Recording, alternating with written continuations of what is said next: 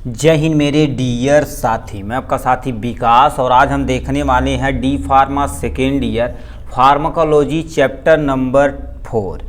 इसमें हम बहुत सारे चीज़ कवर कर चुके थे। आज हम चैप्टर नंबर 4 लेक्चर नंबर हम तीसरा आज कवर करने वाले हैं। इसके पहले हम बहुत सारा चीज़ कवर कर चुके थे। ठीक है, आपको सिलेबस यदि दिखा दें तो यहाँ पर हम देखिए चैप्टर नंबर 4 में ये चीज़ें general anaesthesia, hypnotics and sedative आज हम पढ़ने वाले हैं, एंटी काउंसुलेंट ड्रग्स, और ये जल्द ही क्या होगा 4-5 लेक्चर में ये भी चैप्टर की एंडिंग हो जाए ये। ठीक है, तो चलिए देखते हैं आपके पास क्या होगा, एंटी काउंसुलेंट ड्रग्स होती क्या है। ठीक है, तब एंटी काउंसुलेंट में हमें क्या क्या चीज़ पढ़ना पहले उसे दिखा देते हैं। एंटी काउंसुलेंट ड्रग्स में आपको सबसे पहले इसकी डिफिनेशन देखनी पड़ेगी। एंटी काउंसुलेंट होता क्या, यानी इंट्रोडक्शन आपको देखना पड़ेगा। उसके बाद इसका क्लासिफिकेशन क्या होता है, इसको भी हमने डिटेल में आपको देखना पड़ेगा। और क्लासिफिकेशन के बाद उस ड्रग्स का मैकेनिज्म एक्शन क्या होती है, मतलब हमारे शरीर पे कहाँ और कैसे वर्क करती है, उसको देखना पड़ेगा। उसके बाद आपका यानी आता है पोर्शन डोज, मतलब कौन सी दवा कितने डोज में दी जाती है और कितने टाइमिंग में दी जाती है, इसे भी हम कंसीडर करेंगे इस वीडियो में। उसके बाद आपको पढ़ना पड़ेगा इंडिकेशन, मतलब किस बीमारी में आप इस दवा को दे सकते हैं। उसके बाद कंट्रा इंडिकेशन आता है, ऐसी कौन सा कंडीशन है जहां पर इस दवा का प्रयोग नहीं कर सकते हैं, मतलब जैसे कुछ दवा ऐसे होती है कि अच्छा ये बीमारी है तो ये बीमारी में आप ये दवा नहीं दे सकते हैं। ठीक है, तो इन सबको हम आज डिटेल में देखने वाले हैं, वीडियो में अंत तक बने रहिए। ठीक है, तो सबसे पहले समझते एंटी काउंसुलेंट ड्रग्स क्या होती है। उसके पहले आप वर्ड से समझिए एंटी काउंसुलेंट क्या होता है। उसके पहले आप एंटी काउंसुलेंट से पहले आप समझिए काउंसुलेंट क्या होता है। आप सुने होंगे मिर्गी, सुने होंगे ना। ठीक, मिर्गी के प्रति जो अगेंस्ट, मतलब ऐसी दवा जो मिर्गी के अगेंस्ट यूज की जाती है उसी को हम क्या बोलते हैं, एंटी काउंसुलेंट ड्रग्स बोलते हैं। क्या बोलते हैं, एंटी काउंसुलेंट ड्रग्स बोलते हैं। अब इसमें होता क्या है, जैसे आपका सेंट्रल नर्वस सिस्टम है, क्या सेंट्रल नर्वस सिस्टम, ब्रेन में कोई भी डिसऑर्डर हो जाता है। मान लेते तुम्हारे पास क्या हो गया, ये आपके क्या पास क्या हो गया, स्पाइनल कार्ड हो गया। ठीक है, इसके जस्ट ऊपर आपका क्या पास हो गया, ये आपका ब्रेन हो गया। क्या हो गया, ब्रेन हो गया। सेंट्रल नर्वस सिस्टम में ब्रेन और स्पाइनल कार्ड क्या होते हैं के इंक्लूड होते हैं। ठीक है, ठीक, ये दो चीज़ इंक्लूड होते हैं। बट हमारे शरीर के अंदर क्या होता है, ब्रेन में जो नर्व इंपल्स जा रही थी, किसी भी कारण से वो क्या होगा, नर्व इंपल्स क्या हो जाती है, ब्लॉक हो जाती है, तो उस पर्सन को क्या आ जाती है, मिर्गी आ जाती है। क्या आ जाती है, मिर्गी आ जाती है। वो कारण कई हो सकता है, उसके लिए एक्सपर्ट होते हैं न्यूरो सर्जन,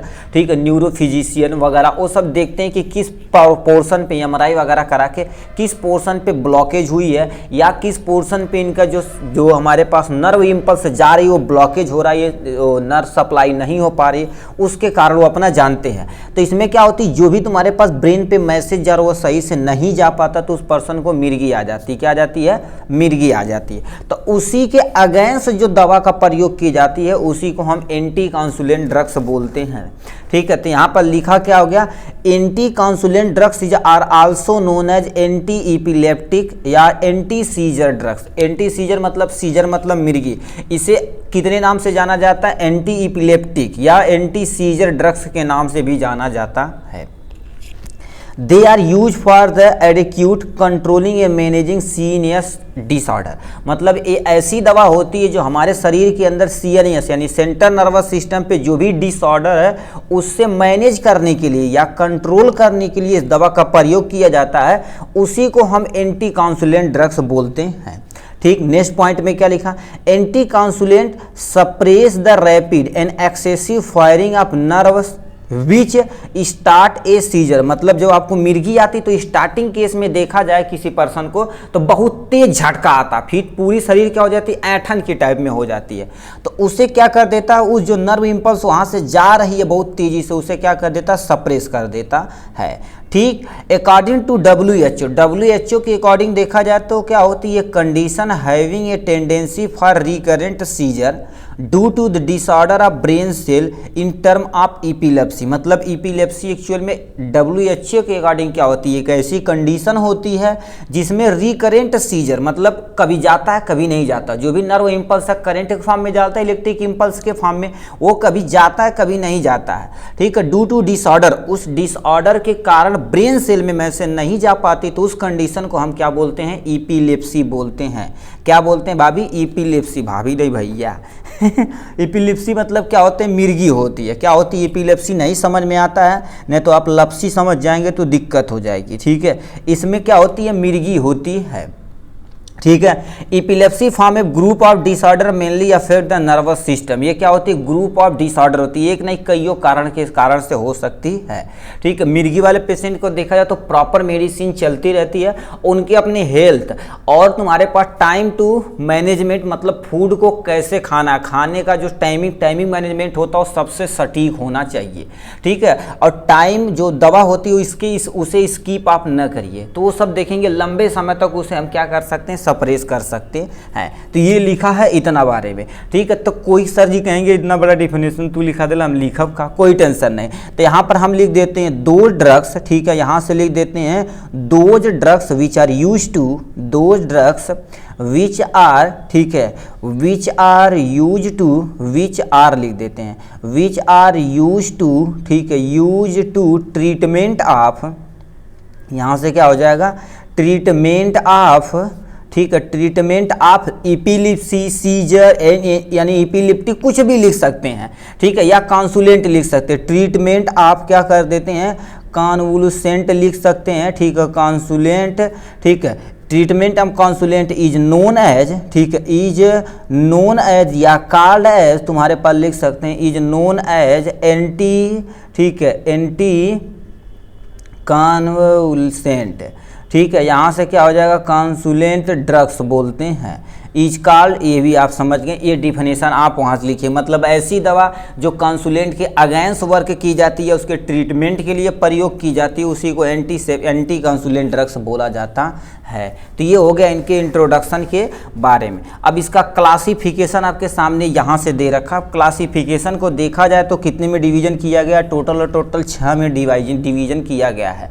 सबसे पहले देखा जाए तो लिखा है हाइड्राटोइन डेरिवेटिव होता है, दूसरा बारबीटूरेट होता, सक्सिनामाइड होता, गाबा ट्रांसमिनेज इनहिबिटर होता, गाबा एग्नोस्टिक होता है, और क्या होता है, बेंजोडाइजापीन होता है। कईयों दिया था मगर हमने जो मेनली आपके सिलेबस के अकॉर्डिंग सही था, यहाँ पर हमने उसे क्लासिफिकेशन में उसे हमने यहाँ से रखा हुआ है, ठीक है। सही से दिख नहीं रहा, दिख रहा है एक्चुअल में, ठीक है। तो इतने में टोटल कैटेगराइज किया गया। बुक में देखेंगे तो टोटल 10 है, आप इतना ही केवल लिखेंगे तभी सफिशियंट है। तो केवल और केवल हमने 6 लिखा जो बहुत ही इंपॉर्टेंट है, और इस ड्रग्स का ज़्यादा यूज किया जाता है, उसी को हमने कंसीडर किया है। दोबारा बोल देते हैं, हाइड्राटोन डेरिवेटिव होता है, बारबीटूरेट होता है, सक्सिनामाइड होता है, दूसरा क्या हो गया, नेक्स्ट में देखा जाए गाबा ट्रांसमिनेज इनहिबिटर, गाबा एग्नोस्टिक होता है, बेंजोडाइजापीन होता है। तो यहाँ पर इसने से क्या हो जाएगा, एग्जाम्पल हो जाएंगे इसके बारे में। अब इसके एग्जाम्पल प्लीज आप एक एक याद रखिएगा, एग्जाम में उतना ही लिखिएगा। मान लेते हैं आपको एग्जाम में बहुत सारे याद है, कोई टेंशन नहीं, लिख सकते हैं। कहेगा मान लेते हैं एंटी कॉन्सुलेंट ड्रग्स होती क्या, उसका क्लासिफिकेशन, मार्फोलॉजिकल एक्शन तथा इंडिकेशन या कंट्रा इंडिकेशन, केवल ये 3-4 पूछा जाता है। तो हाइड्राटोन डेरिवेटिव में तुम्हारे पास क्या हो जाएगा, यहाँ पर फिनाइलटोन हो जाएगा, मेथाटोइन हो जाएगा। इसका 2 एग्जाम्पल हो जाएगा। बारबीटूरेट में देखा जाए फिनोबार्बिटोन हो जाता है, और क्या जाता है, पिरिमिडोन हो जाता है। इसका 2 एग्जाम्पल यहाँ से है। सक्सिनामाइड में तुम्हारे पास क्या हो जाएगा, इथोसक्सीजिमाइड हो जाता है, इसका एग्जाम्पल ये हो जाएगा। अब गाबा ट्रांसमिनेज इनहिबिटर में क्या होता है, सोडियम वल्फोरेट हो जाता है, जो सबसे ज़्यादा प्रयोग किए जाने वाला ये है। गाबा बेट्रीन हो जाता है, जो ये भी सबसे ज़्यादा प्रयोग किए जाने वाला ये है। उसके बाद तुम्हारे पास गाबा एग्नोस्टिक में देखा जाए तो गाबा पेंटीन होता है, गाबा पेंटीन ये भी प्रयोग किया जाता है।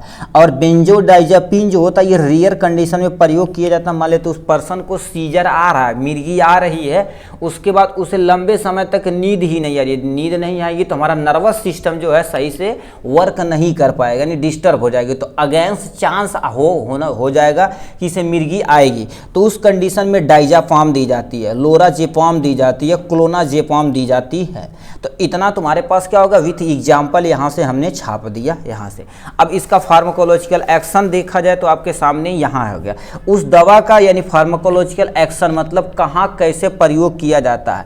तो तो इसमें सबसे पहले दे रखा है एंटी काउंसुलेंट में आप प्रयोग कर सकते हैं। एंटी काउंसुलेंट क्या होती है, जो हमारा CNS होता है, क्या होता है, CNS सिस्टम होता है, ठीक है। यानी CNS सिस्टम में के अंतर्गत क्या जाते हैं, ब्रेन आते हैं, ठीक है, ब्रेन आते हैं, और प्लस में तुम्हारे पास कौन से आते हैं, स्पाइनल कार्ड आते हैं, ठीक है, स्पाइनल कार्ड आते हैं। इन दोनों को क्या करेगा, उस पर जाके ये एंटी काउंसुलेंट ड्रग्स, इनसे जो भी नर्व इंपल्स आती है उसे क्या कर देगा, ये सप्रेस नहीं करेगा, इंक्रीज करा देगा, ठीक है, इंक्रीज करा देगा उनके नर्व इंपल्स को, इंक्रीज करा देगा उनको, यानी जो भी आपके पास क्या होगी नर्व इंपल्स है उसे क्या कर देगा, इंक्रीज करा देगी, जिससे वो जल्दी से जल्दी क्या होगी, फ्लो होके जो भी मैसेज अब ब्रेन तक पहुंचा सकें इजीली। एंटी इपिलेप्टिक यही सेम टू सेम काम किया जाता है। एंटी सीजर में आप क्या कर सकते हैं, यही सब इतना चीज़ें, मतलब ये तीनों देखा जाए तो एक्चुअल में क्या होता है, ये CNS पर ही वर्क करते हैं, ठीक है। तो इतना हो जाएगा इसमें।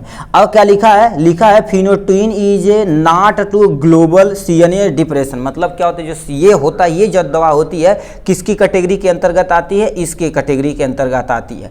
इसमें देखा जाए तो आपको ग्लोबल जो होता है, ठीक, इजिली CNS डिप्रेशन में वर्क करता है। और क्या कहते हैं, कोई पर्सन ज़्यादा ओवरडोज काजेज, मतलब कोई पर्सन, इस पर्सन देखो किसी को दवा दीजिए तो सोचेगा यार 2-3 दवा एक ही खा ले, तो प्लीज़ आप ये सब न करिएगा। ये सब दवा से यदि मजाक किए तो समझ लिया आपकी डेथ पक्की है। तो उस पर्सन का जो होगा BP होगा, CNS क्या होगा, सब कुछ क्या हो जाएगा, डिप्रेशन, वो सब क्या हो जाएगा, आपका रिड्यूज हो जाएगा, ठीक है। डिप्रेशन बढ़ जाएगा और आपकी BP क्या हो जाएगी, ब्लड प्रेशर क्या हो जाएगी, सिंपली क्या हो जाएगी, ब्लड प्रेशर रिड्यूज, मतलब कम हो जाएगी।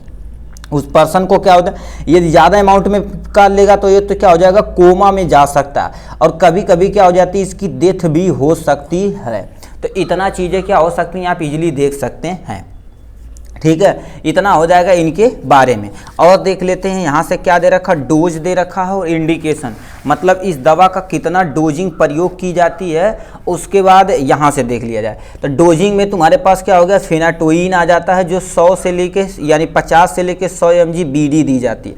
यदि कोई छोटा बच्चा है तो लेके 5 से लेके 8 mg OD एक टाइम दी जाती है, ठीक है। ये आपको मान लो तो डोजिंग नहीं याद रहेगा तो आप mg याद रखिएगा।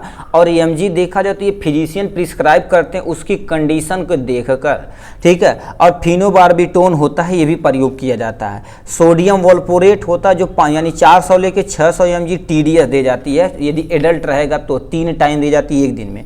और कोई बच्चा रहे तो OD या BD प्रोवाइड किया जाता है 10 यानी 15 से लेके 30 mg।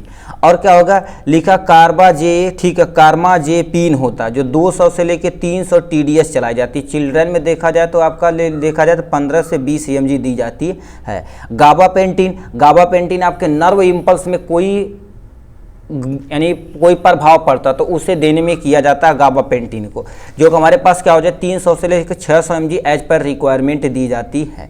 इसमें वो दी जाती है गाबापेंटिन और मेथाइकोबालामीन का एक मिक्सर होता है, उस पर्सन को जिसमें सही से उसकी नस नहीं काम ब्लॉकेज हो जाती उसमें दी जाती है। क्लोनाजेपाम उस पर्सन को सही से स्लीपिंग में दिक्कत हो रही है तब, तो उसमें 0.5 से लेकर 5 mg BD, 0.02 से लेकर 0.2 mg OD या BD आप दे सकते हैं। तो इनके बारे में डोजिंग के बारे में हो जाएगा इजीली। नेक्स्ट में देख लिया जाए इंडिकेशन, किसमें आप प्रयोग कर सकते हैं। और क्या लिखा, फेनाटोइन यूज टू इपिलिप्सी, मैंने फेनाटोइन किसमें, इपिलिप्सी मतलब मिर्गी में प्रयोग किया जा सकता है। कभी कभी इसे क्या डिजिटैलिस में प्रयोग किया जाता है, जिस पर्सन को एरिथमिया होती है उस कंडीशन में प्रयोग की जाती है, ठीक। और फिनोबार्बिटन भी इसके में प्रयोग किया जा सकता है। Sodium valproate use to alternative to lithium in, ठीक है, मैनिया। और बाईपोलर इनलेस होता है। बाईपोलर इनलेस क्या होता है, जो नर्व इंपल्स होती है ना दोनों डायरेक्शन में जाती है, विथ कन्फ्यूजन हो जाती है कि इधर लेके जाना है कि इधर लेके जाना, तो कन्फ्यूज हो जाती है। तो बाईपोलर इलनेस में आप क्या कर सकते हैं, दे सकते हैं। खुद ये लिखा है कार्बाजेपिन कंट्रोल पैराजिगमस और stimulate the release of ADH यानी एडनोस, ठीक है, एंटी डायूरेटिक हार्मोन। ये जब BP ब्लड प्रेशर क्या हो जाता है, देखिए आपका ब्लड प्रेशर इंक्रीज हो जाएगा, ठीक है। तो ADH दे जाती है एंटी डायूरेटिक हार्मोन, ये किडनी पे वर्क करेगा और उससे क्या करेगा, ब्लॉकेज को हटाएगा, जिससे किडनी जो पोर्शन रहेगी ज़्यादा फिल्ट्रेशन करेगी, ब्लड प्रेशर आपका क्या हो जाएगा, लो हो जाएगा। तो इस कंडीशन में भी आप दे सकते हैं। गाबापेंटिन देखा जाए तो आपका क्या हो गया, पार्शियल किसी पर्सन को सीजर रहता है तो उस कंडीशन में दे सकते हैं। ठीक है, न्यूरोपैथी, न्यूरोगैंग्लियन, इसमें भी आप इजीली दे सकते हैं। ठीक, नेक्स्ट में देखा जाए तो क्या clonazepam, it use two of the यानी मायोक्लोनिक या एकिनेटिक इपिलेप्सी में आप इजीली दे सकते हैं। तो इतने चीज़ें में आप क्या कर सकते हैं, इन्हें दे सकते हैं। नेक्स्ट में देख लिया जाए प्रिवेंशन और कंट्रोल द सीजर एक्टिविटी, मतलब किसी पर्सन को सीजर बहुत तेजी से आ रहा है तो उसे कंट्रोल करने के लिए आप क्या कर सकते हैं, इजीली दे सकते हैं, प्रिवेंट करने के लिए भी दे सकते हैं। मेंटेनेंस ट्रीटमेंट ऑफ एपिलेप्सी के ट्रीटमेंट में भी आप क्या कर सकते हैं, इस एंटी काउंसुलेंट ड्रग्स का प्रयोग कर सकते हैं। ट्रीटमेंट ऑफ यानी क्या लिखा है कॉन्सुलवेंस, इसमें भी प्रयोग कर सकते हैं। हेड इंजरी में किसी पर्सन को हेड इंजरी हुआ है तो उस कंडीशन में नर्व ब्लॉकेज या नर्व इम्पल्स में जो भी सप्लाई सही से नहीं हो पा रही है, ठीक है, इसे कहते हैं ना ब्रेन हैमरेज हो गया, उसी तरह से उसमें नस में कोई प्रॉब्लम हो जाती है, इसमें हम एंटी काउंसुलेंट कैटेगरी की दवा प्रयोग कर सकते हैं। ठीक, इतना हो जाएगा इनके बारे में। नेक्स्ट में देख लिया जाए कंट्रा इंडिकेशन, किसमें आप इस दवा का प्रयोग नहीं कर सकते हैं। इसमें सबसे पहले दे रखा साइनस ब्रैडिकार्डिया, इसमें आप प्लीज़ नहीं दीजिएगा, नहीं तो आपको दिक्कत हो जाएगी। साइनो आर्टेरियल ब्लॉकेज, मतलब क्या, यसयन जो नोड होता है आपका हार्ट के अंदर, जैसे दो नोड होता है, ए बी नोड और यसयन नोड, तो यसयन नोड जो तुम्हारे पास होता है उसमें यदि ब्लॉकेज है तो आप नहीं दे सकते हैं। नहीं तो ब्लॉकेज होगा, ये ब्लड प्रेशर को क्या करेगा, बढ़ाएगा, जैबा नहीं करेगा ब्लड, दिक्कत हो जाएगी। ड्यूरिंग द प्रेगनेंसी के दौरान आप प्लीज इसे नहीं दे सकते। लैक्टेशन, मान लेते कोई फीमेल है, ठीक है, प्रेग्नेंट बेबी बर्न की है और वो लैक्टेशन पीरियड में है, मतलब अपने बेबी को यानी दूध पिला रही है, तो उस कंडीशन में यदि देंगे तो पहले मदर के अंदर जाएगा, फिर मदर से बेबी के अंदर जाएगा, तो बेबी के अंदर तगड़ा इफेक्ट कॉजेज कर सकता है। तो इस कंडीशन में भी आप नहीं दे सकते हैं। किसी पर्सन को लीवर डिजीज, मतलब लीवर डिजीज मतलब क्या होता है, जिस कंडीशन को हम क्या बोलते हैं, हेपेटिक प्रॉब्लम होती है, ठीक है, हेपेटिक प्रॉब्लम होती है, तो उस कंडीशन में भी आप नहीं दे सकते हैं। बोन मैरो डिप्रेशन, मतलब बोन मैरो डिप्रेशन ऑलरेडी है, अब ब्लड का फॉर्मेशन तो सही से होगा नहीं, तो उसमें भी आप नहीं दे सकते हैं। किडनी प्रॉब्लम, यदि मान लेते किसी पर्सन को रीनल प्रॉब्लम रहे, क्या प्रॉब्लम रहे, रीनल प्रॉब्लम रहे, तो उस कंडीशन में भी आप नहीं दे सकते हैं, क्योंकि अभी पढ़े थे, ठीक, ये क्या कर देता है, एडीएच यानी एंटी डायबिटिक हार्मोन को मेंटेन करता। आप बताओ, यानी इसमें दे देंगे तो मेंटेन ही नहीं कर पाएगा, आपकी किडनी फेल हो जाएगी, आदमी की डेथ हो जाएगी। तो इतना तुम्हारे पास क्या था, किसके बारे में हमने देख लिया, एंटी काउंसुलेंट ड्रग्स के बारे में पूरा डिटेल में। तो इतना हमने क्या कर दिया, इसमें देखिए कवर कर ली हैं जो भी चीज़ें थीं। चलिए आज के लिए बस इतना ही, फिर मिलेंगे नेक्स्ट वीडियो में नेक्स्ट टॉपिक के साथ। तब तक के लिए bye bye and take care.